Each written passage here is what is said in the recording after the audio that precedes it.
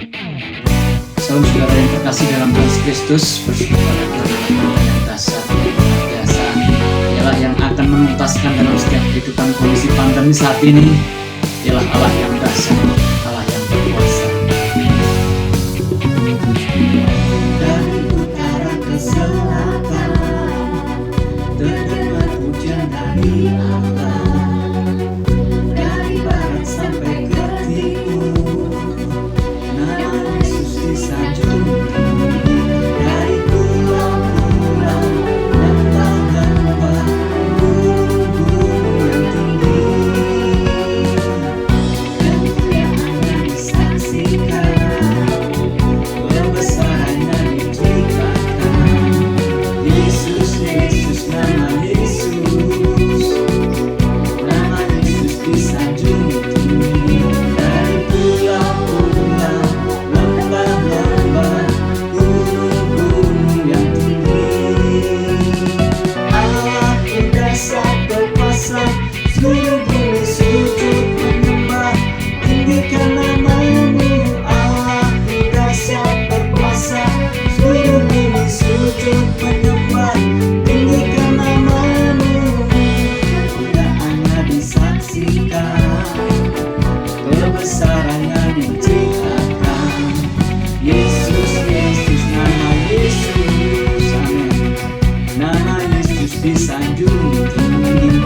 Dari pulau-pulau, lembah-lembah, gunung-gunung yang tinggi, Allah yang dahsyat berkuasa, seluruh bumi sujud menyembah, tinggikan nama-Mu. Allah yang dahsyat berkuasa, seluruh bumi sujud menyembah, tinggikan nama-Mu. Allah yang dahsyat berkuasa, seluruh bumi sujud menyembah, tinggikan nama-Mu. Allah yang dahsyat berkuasa, seluruh bumi sujud menyembah, tinggikan nama-Mu.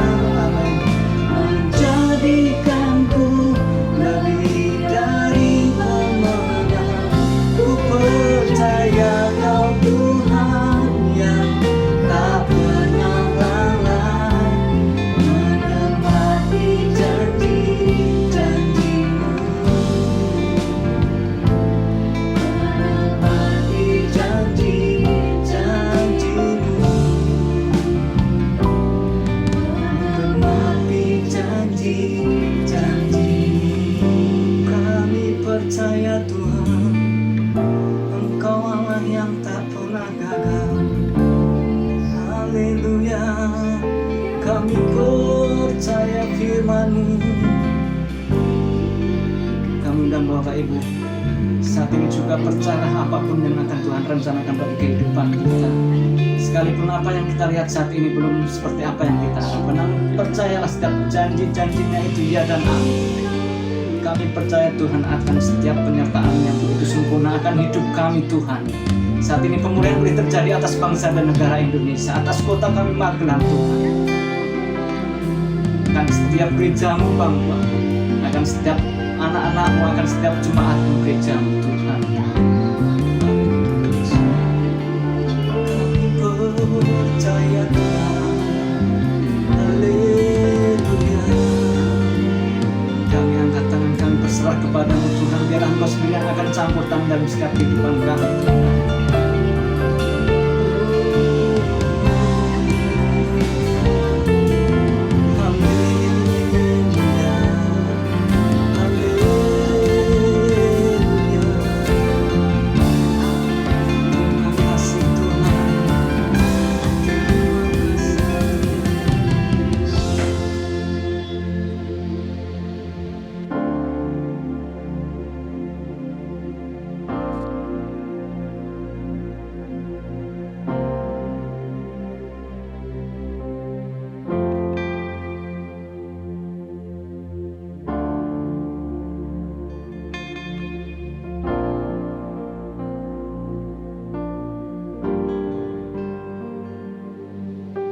Syukur untuk setiap rencanamu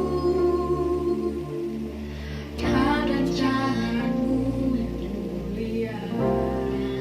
Kami percaya dalam satu tubuhmu Tuhan. Dalam satu tubuh kami bersatu, Menjadi duta kerajaanmu Tuhan. jadi duta kerajaanmu.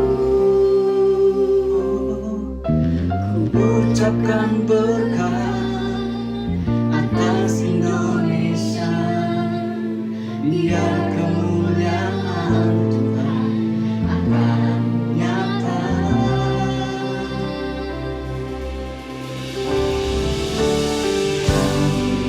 Pemerintah Indonesia pulih dari semua. Kami percaya Tuhan,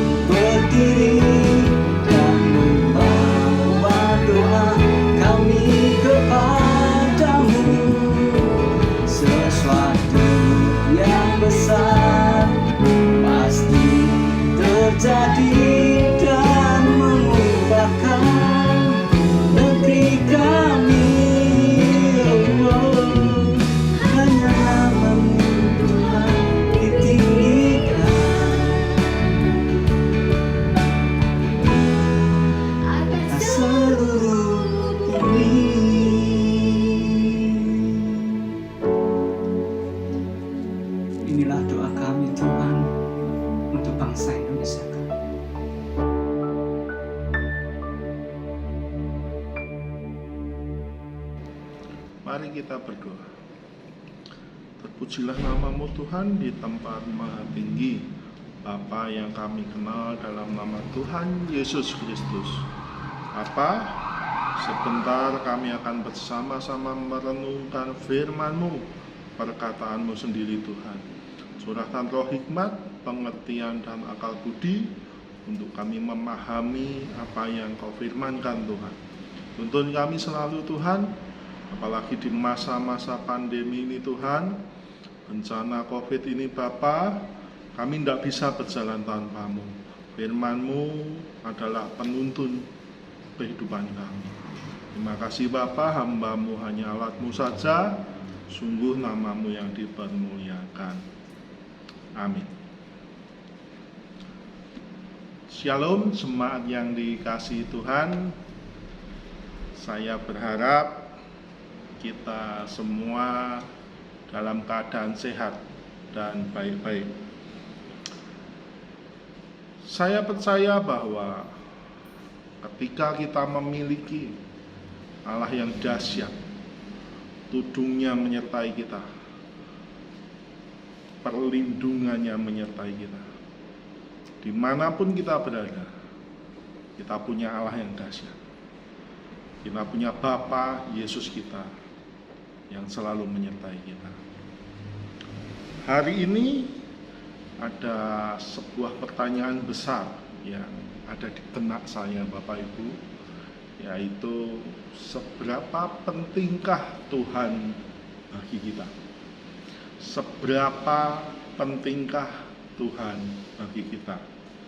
Pertanyaan ini juga saya angkat sebagai judul renungan firman Tuhan pada hari ini.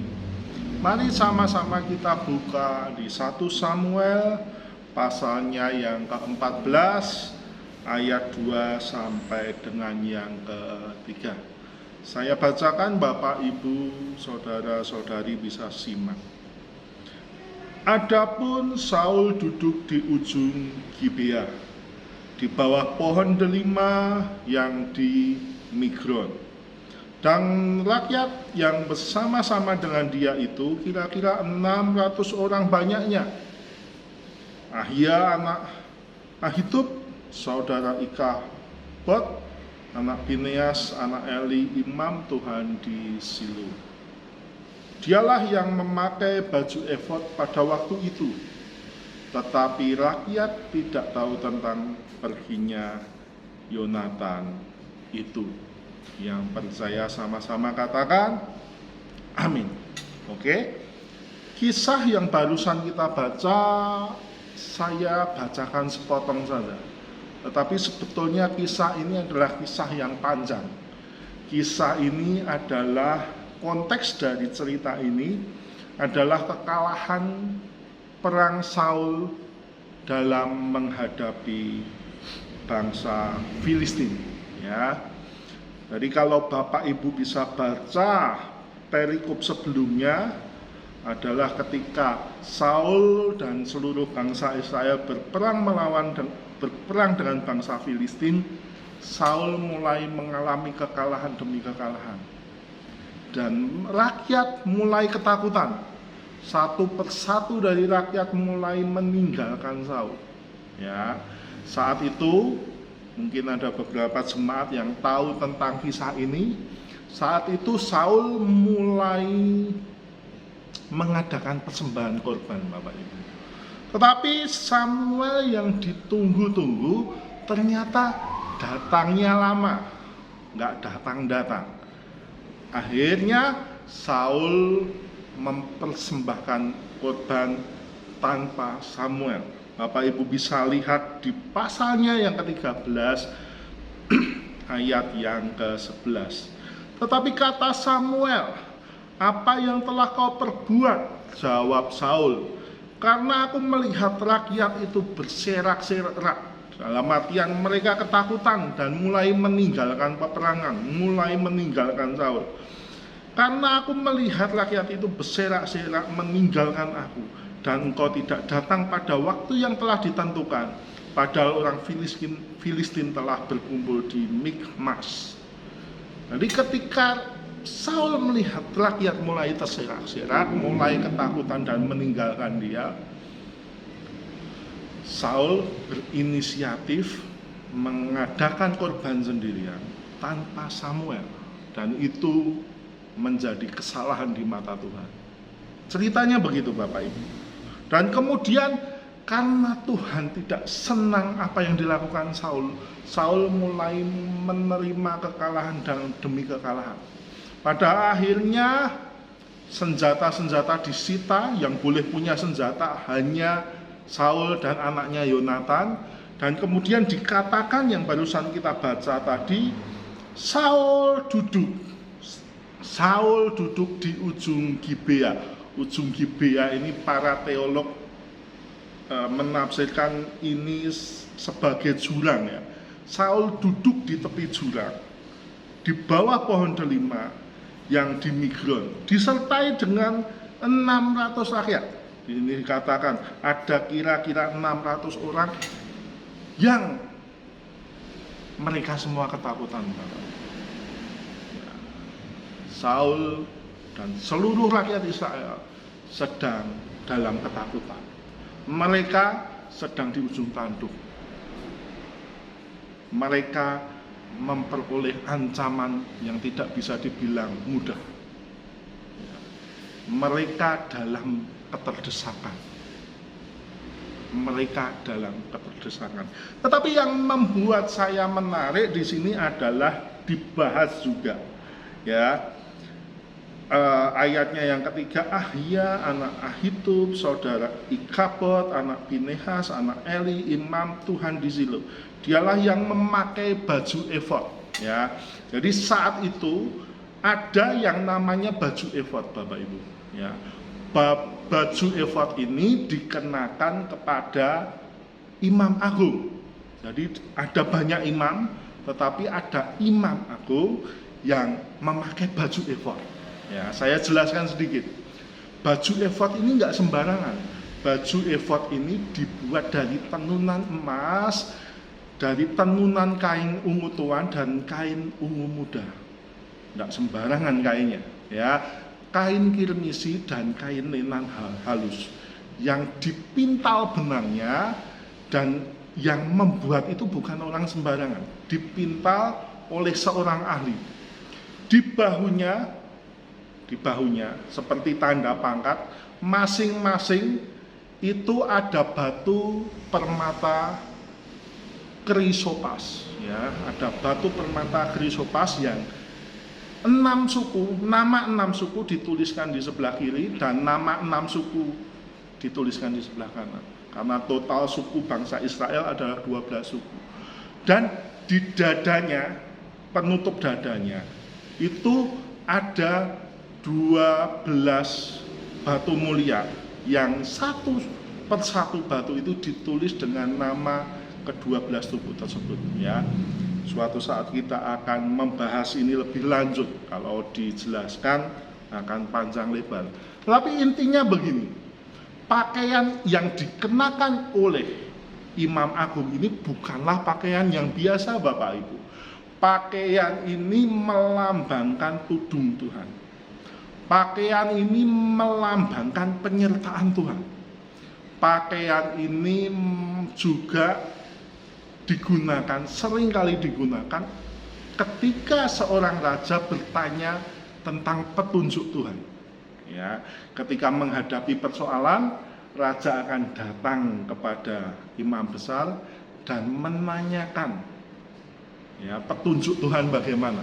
Karena pada saat itu baik raja maupun rakyat tidak bisa tanya langsung ke Tuhan, harus melewati imam besar. Ya, saat itu. Dan pakaian ini bukan pakaian yang biasa, tetapi pakaian yang menunjukkan penyertaan Tuhan. Dan sebetulnya yang menarik di sini bagi saya justru ketika imam besar ada bersama-sama dengan Saul dan rakyat Israel. Ketika baju efod itu ada, Saul tidak bertanya petunjuk Tuhan apa kepada iman. Baju ini ada bersama-sama dengan mereka, tetapi tidak ada indikasi di sini Saul mendekati Tuhan.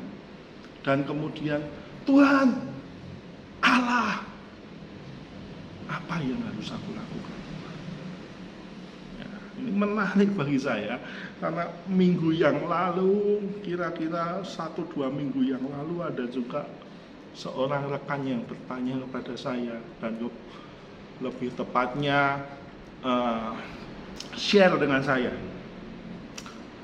Ya, berkata begini, Pak Yusa, ketika saya memasuki bencana COVID ini, sebelum saya ada bencana COVID ini, saya cukup dekat loh dengan Tuhan. Saya beribadah, saya berdoa. Tetapi kenapa ketika COVID ini melanda, kenapa ya aku semakin jauh? Ya, bisa kita bayangkan, seharusnya ketika ada ancaman datang, ketika ada masalah datang, kita lebih dekat sama Tuhan. Tetapi yang terjadi justru sebaliknya.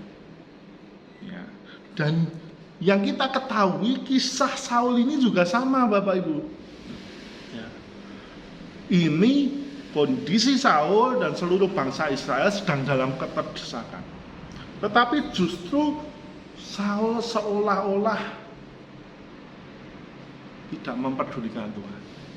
Justru Saul semakin jauh dari Tuhan. Justru Saul mengabaikan Tuhan dan tidak meminta pertolongan dari Tuhan. Apa yang terjadi di sini? Ya. Kenapa ada sebagian orang yang kemudian mengalami wabah, mengalami bencana ini, kemudian bisnisnya kemudian merosot, tetapi kemudian dekat dengan Tuhan, tetapi sebagian yang lain justru semakin menjauh dari Tuhan? Ini yang perlu kita dalami sama-sama. Ya, kita akan coba untuk menerka apa sih yang dipikirkan oleh Saul. Ya, saya pada awalnya berpikir begini. Apakah mungkin ya Saul berpikir begini? Oh, persoalan ini, bangsa Filistin yang menyerang ini masih bisa aku atasi. Ya, ini sesuatu yang aku belum memerlukan Tuhan. Apakah bisa mungkin Saul berpikir seperti itu? Ya, nanti dah kalau aku sudah terdesak, benar-benar terdesak, aku akan minta tolong kepada Tuhan. Saya juga nggak berpikir seperti itu, Bapak Ibu. Ya, saya awalnya berpikir seperti itu, maaf. Ya, tetapi kemudian saya sadar bahwa kira-kira kemungkinan Saul ini sudah tahu bahwa kondisinya ini sangat terdesak. Ya, dikatakan di sini, ia duduk di ujung Gibea di bawah pohon delima. Peperangan demi peperangan sudah jelas, bangsa Israel kalah.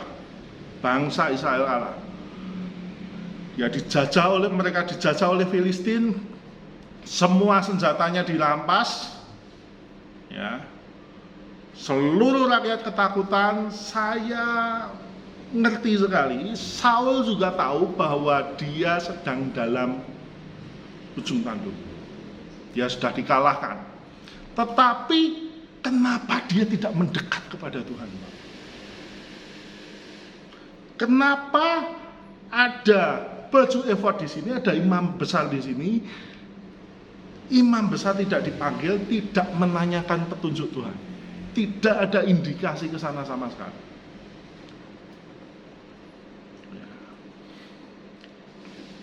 Tidak ada indikasi sama sekali. Kenapa bisa begitu, Bapak?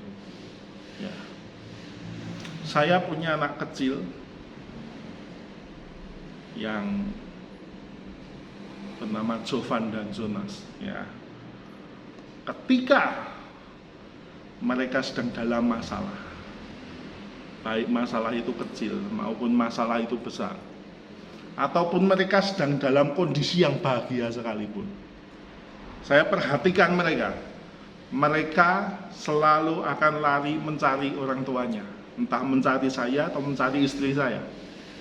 Ya. Itu sebuah indikasi yang baik, sebuah tanda yang baik bahwa kami sebagai orang tua, istri saya sebagai orang tua, saya sebagai orang tua penting bagi mereka. Kenapa Saul tidak mencari Tuhan? Saya tidak sedang menghakimi tokoh di Alkitab, tetapi kita harus bedah, kita harus aku ini sama-sama. Menurut saya, karena di mata Saul, Tuhan tidak penting. Lalu kalau Tuhan nggak penting, yang penting apa Pak? Mari kita baca di pasal 13 ayat yang ke-11. Tetapi kata Samuel, apa yang telah kau perbuat? Jawab Saul, karena aku melihat rakyat itu berserak-serak meninggalkan aku dan engkau tidak datang pada tepat waktu. Yang penting apa bagi Saul, Bapak Ibu? Yang penting bagi Saul adalah rakyat yang mendukung dia. Tuhan tidak penting sama sekali. Ketika rakyat bernyanyi-nyanyi, ketika mereka menang perang, Daud dan Saul masuk ke istana, dan kemudian rakyat bernyanyi-nyanyi, Saul mengalahkan beribu-ribu, Daud mengalahkan belas-kalas. Ya, Saul mulai panas hatinya. Yang penting bagi Saul adalah dukungan rakyatnya. Tuhan menjadi nomor 3, Tuhan menjadi nomor 4 atau nomor 5. Tidak penting. Nah, pertanyaannya sekarang, apakah Tuhan penting bagi kita? Ketika kita menghadapi krisis COVID ini, Bapak Ibu, apa yang dalam pikiran kita? Apakah kita sedang berpikir begini? Ya, seandainya aku ini orang kaya, seandainya tabunganku banyak, walau COVID ini melanda, usahaku sepi, tabunganku banyak. Jadi pertanyaannya, apa yang penting bagi Bapak Ibu? Apa yang penting bagi kita? Ya, seandainya aku imunku ini kuat, seandainya aku sehat, aku nggak kena COVID. Yang di pikiran kita itu terus. Ya. Pertanyaannya, apa yang penting bagi kita? Kesenangan bisa datang, bencana bisa datang. Apa yang ada di pikiran kita? Tuhan yang penting? Yang penting Tuhan besertaku? Atau yang di pikiran kita adalah yang lain? Saul, raja orang Yahudi. Mereka bangsa yang disayangi Tuhan.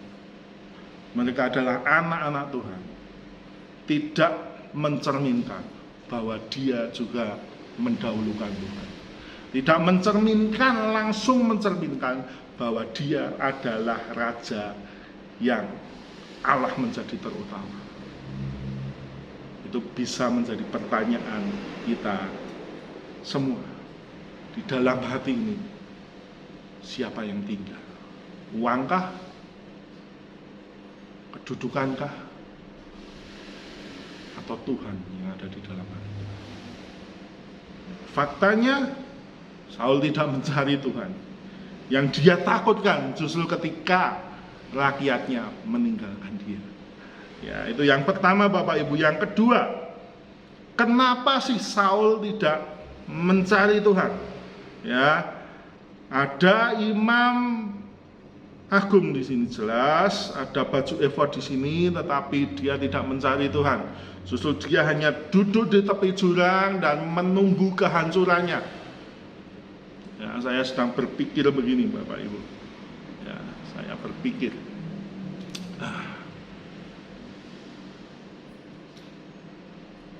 Ketika kita terbiasa untuk berdoa sebelum masa-masa COVID ini. Setelah masa-masa COVID, berdoa itu tetap akan menjadi mudah, Bapak. Ketika kita terbiasa membaca firman Tuhan sebelum masa COVID ini, setelah masa COVID, bencana COVID ini, membaca firman Tuhan itu tetaplah mudah. Ketika kita terbiasa mendengarkan firman Tuhan sebelum masa COVID, setelah masa COVID, bencana COVID ini, mendengarkan firman Tuhan itu tetaplah mudah. Tetapi ketika Tuhan tidak menjadi yang terutama di waktu kita senang, dan ketika kita mengalami kesusahan, itu tidak serta-merta kemudian kita mencari Tuhan. Tidak selalu seperti itu. Justru banyak orang yang kemudian tetap akan susah untuk tetap membaca firman Tuhan. Ada banyak rekan, dan ya saya tidak sedang menghakimi siapapun, yang ketika menghadapi bencana ini kok justru semakin jauh dari Tuhan. Karena apa? Kira-kira karena apa? Karena tidak dibiasakan. Saya bisa tebak bahwa Saul tidak terbiasa dekat dengan Tuhan. Saya bisa tebak. Ketika tidak dekat dengan Tuhan, ketika masalah datang pun, sangat sulit bagi dia untuk tetap dekat dengan Tuhan.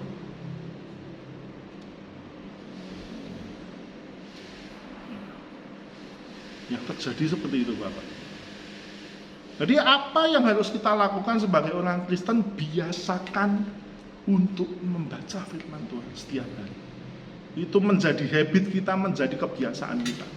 Biasakan untuk mendengarkan firman Tuhan setiap hari. Karena tidak jaminan walaupun bencana besar datang, kita akan mencari Tuhan. Dan kemudian pada akhirnya kita akan duduk di ujung Gibea dan menantikan kehancuran kita. Kekristenan bukanlah tentang agama. Kekristenan bukanlah tentang kita mentaati hukum-hukum. Ya. Tetapi kekristenan adalah tentang bagaimana hubungan kita dengan Tuhan. Bagaimana kita mengenalnya secara dekat. Bagaimana kita nempel sama Tuhan. Dan ketika itu terjadi, dalam setiap persoalan hidup kita, entah itu susah maupun senang, kita akan atasi semua, Bapak Ibu. Tetapi orang yang sudah terbiasa tidak dekat dengan Tuhan, kita tidak bisa memastikan bahwa ada masalah besar akan membuat orang itu dekat dengan Tuhan. Tidak bisa. Tetapi orang yang sudah merasakan cintanya Tuhan, orang yang sudah merasakan hadirat Tuhan,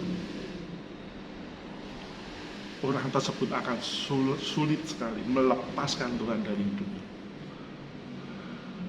Itu sebuah kado yang luar biasa. Kedekatan Kristus dengan kita, itu sebuah kado yang luar biasa. Jangan pernah lepaskan ini. Fakta kenapa Saul tidak mengundang imam besar walaupun dalam keterdesakan, dia sudah ada di ujung Gibea, karena dia tidak terbiasa dekat dengan Tuhan. Bapak Ibu, biasakan kita. Kita punya tuntunan Alkitab ini setiap hari. Biasakan baca itu setiap hari.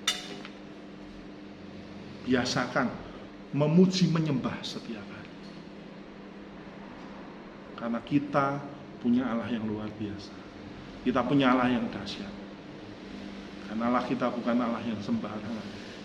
Dia akan tudungi kita dimanapun kita berada. Dia akan berkati kita dimanapun kita berada. Dia Allah yang tidak terbatas. Dia Allah yang bisa mengalahkan segala-galanya. Jadilah orang Kristen yang membiasakan mendekati Tuhan setiap saat. mencintai firman. Dan ketika badai apapun menerpa kita, tidaklah sulit bagi kita untuk menemukan kuasanya. Tidaklah sulit bagi kita untuk menemukan mujizatnya. Tuhan Yesus memberkati. Kita akan tutup Alkitab kita. Kita akan berdoa. Terpujilah nama-Mu Tuhan. Firman-Mu sudah selesai disampaikan Bapa. Selanjutnya bimbing kami, tuntun kami. Curahkan roh wahyu, pengertian dan hikmat. Mungkin kita sedang mengalami hal-hal yang susah dalam hidup ini. Tetapi kami punya Allah yang dahsyat. Kami tidak mengejar berkat-Mu Tuhan, tetapi kami kejar pribadi-Mu. Mengenal-Mu lebih lagi. Mengenal-Mu lebih lagi. Itulah kekristenan yang sejati. Terima kasih Bapa. Jemaat yang dikasihi Tuhan, mari kita akan terima berkat dari Tuhan. Tuhan memberkati dan melindungi engkau. Tuhan menyinari engkau dengan wajah-Nya dan memberi engkau kasih karunia. Tuhan menghadapkan wajah-Nya padamu dan memberi engkau damai sejahtera. Yang percaya sama-sama katakan, amin. Tuhan Yesus memberkati.